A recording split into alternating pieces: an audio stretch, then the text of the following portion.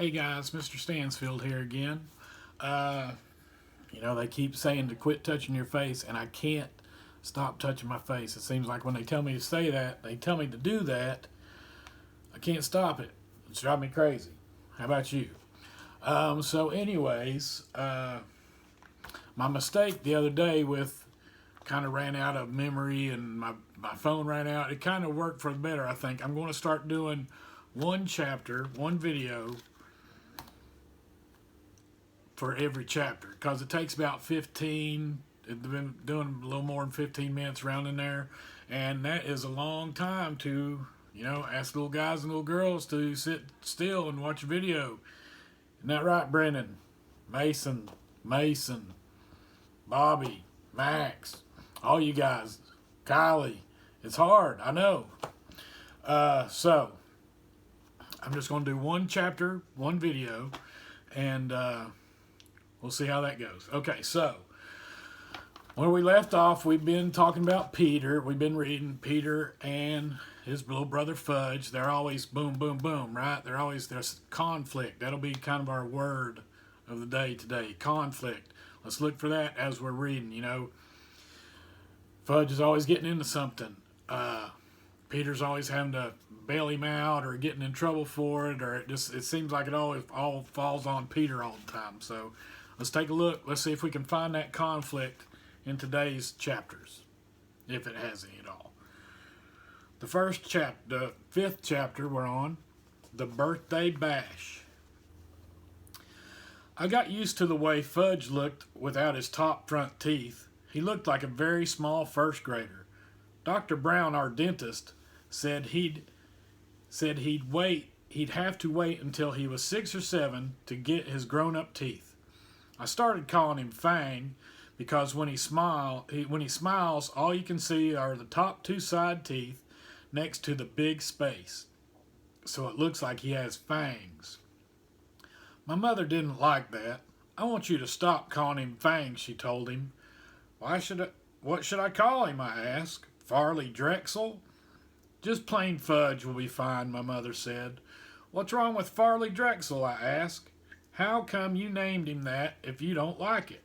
I like it fine, my mother said, but right now, call him Fudge, not Farley, not Drexel, and not Fang. What's wrong with Fang, I asked. I think it sounds neat. Fang is an insult. Oh, come on, Mom. He doesn't even know what a fang is. But I know, Peter, and I don't like it. Okay, I promise never to call my brother Fang again. But secretly, whenever I look at him, I think it.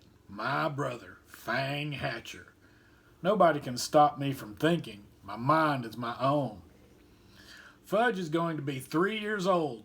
My mother said he should have a birthday party with some of his friends. He plays with 3 other little kids who live in our building. There's Jeannie, Ralph, and Sam. My mother invited them to Fudge's party. Grandma said she'd come over to help.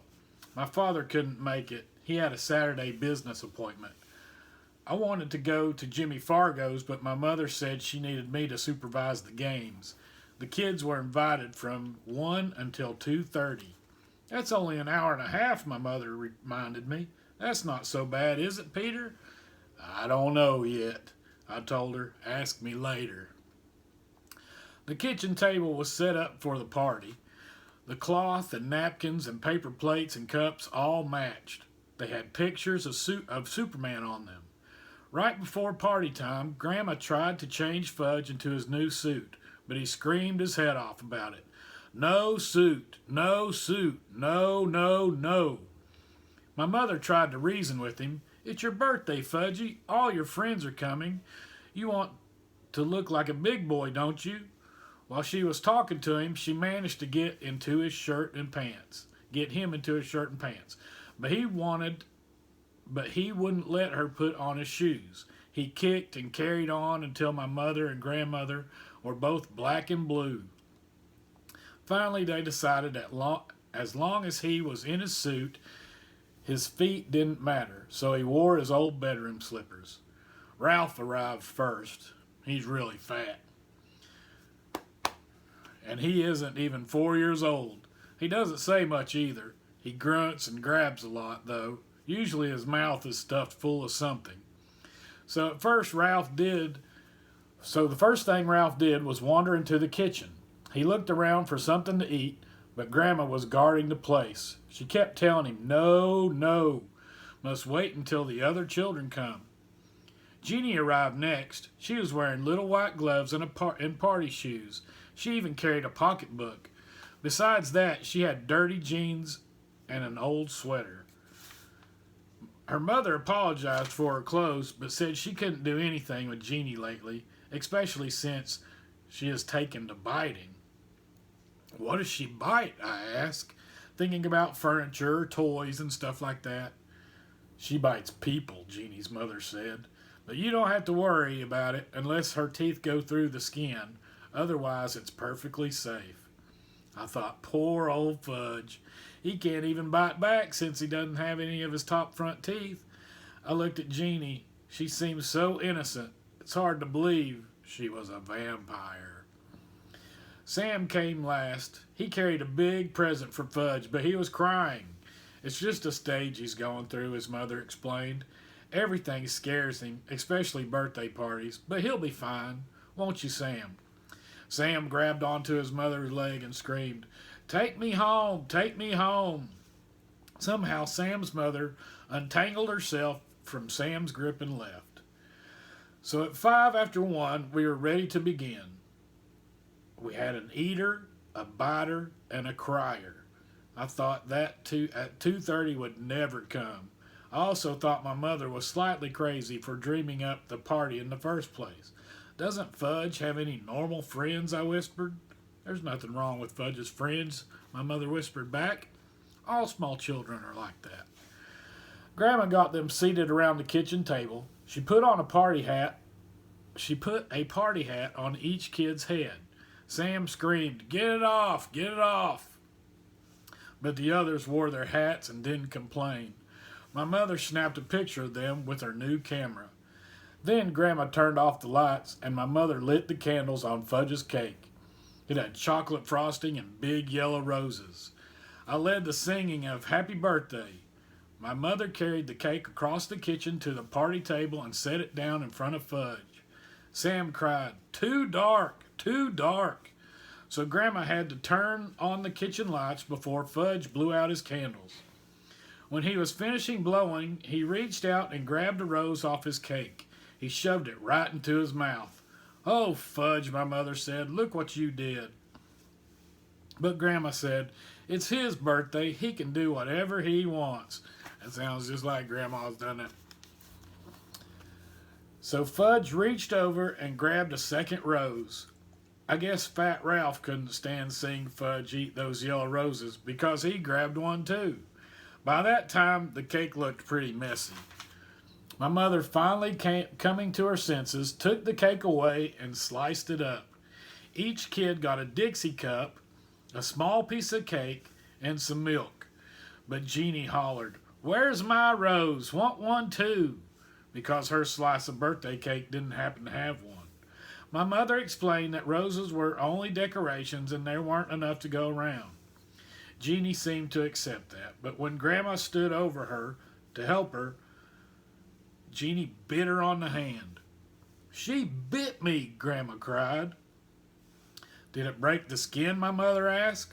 "No, I don't think so," Grandma said, checking. "Good. Then it's nothing to worry about," my mother told her. Grandma went into the bathroom to put some medicine on it anyways. She wasn't taking any chances. Ralph was the first one to finish his food. "More, more, more," he sang, holding up his empty plate. "I don't think you should give him any more," I whispered to my mother. "Look how fat he is now." "Oh, Peter, this is a party. Let him eat whatever he wants." "Okay," I said. "Why should I care about how fat he gets?" My mother served Ralph a second piece of cake. He threw up right after he finished it. Me and Grandma took the kids into the living room while my mother cleaned up the mess. Grandma told Fudge he could open his presents while his friends watched. Jeannie brought him a musical jack-in-the-box. When you turn the handle around, it plays "Pop Goes the Weasel." When you reach the part of the song about Pop, the top opens and a funny clown jumps up. Fudge loved it. He clapped his hands and laughed, but Sam started to scream. No, no more, take it away. He hid his face in his hands and wouldn't look up until Grandma promised to put the Jack-in-the-Box in another room. Fudge opened Ralph's present next. It was a little wind-up car that ran all over the floor. I kind of liked it myself, so did Ralph, because he grabbed it away from Fudge and said, Mine. No, Fudge shouted, Mine. When my mother heard the racket, she ran in from the kitchen. She explained to Ralph that he had brought the car to Fudge because it was his birthday, but Ralph wouldn't listen. I guess my mother was afraid he might throw up again, and this time on the living room rug. So she begged Fudge to let Ralph play with the car for a few minutes. But Ralph kept screaming it was his car, so Fudge started to cry. Finally, my mother took the car away and said, Let's see what Sam brought you. Fudge liked the idea. He forgot about the little car as he ripped the paper and ribbon off Sam's package. It turned out to be a big picture dictionary, the kind that the Yarbies brought me a couple months ago. Fudge got mad when he saw it. No, he yelled, no more book. He threw it across the room. Fudge, that's terrible, my mother said. You mustn't do that to a nice book. No book, Fudge said. Sam cried. He doesn't like it. He doesn't like my present. I want to go home. I want to go home. Grandma tried to comfort Sam while my mother picked up the book. She gathered the wrapping paper and ribbons and cards together. Fudge didn't even look at any of the birthday cards. Oh well, he can't read, so I guess it doesn't make any difference. Peter, my mother said, let's start the games. Now, quick. I checked the time. I hoped the party was almost over. But no, it was only 1:30. Still an hour to go. I went into my room where I had to blow up a lot of balloons. My mother had the party book, and it says 3-year-olds like to dance around with balloons. When I got back to the living room, Mom started the record player, and I handed each kid a balloon, but they just stood there looking at me. I thought, either the guy who wrote that party book is crazy, or I am. Show them how, Peter, my mother said. Take a balloon and demonstrate.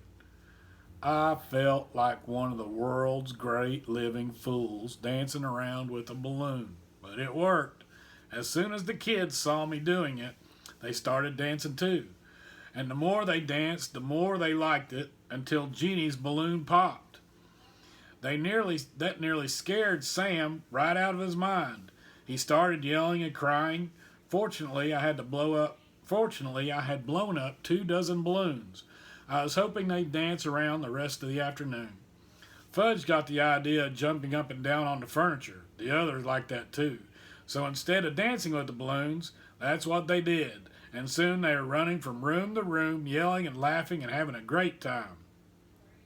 Then the doorbell rang. It was Miss Rudder. She lives in the apartment right under us. She wanted to know what was going on. She said it sounded like her ceiling was about to crash in on her any second.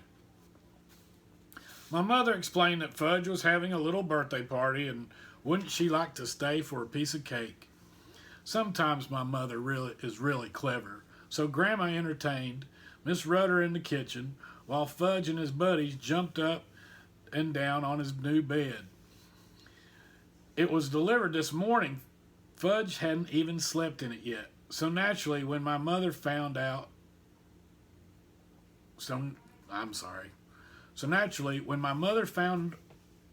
what they were up to, she was mad.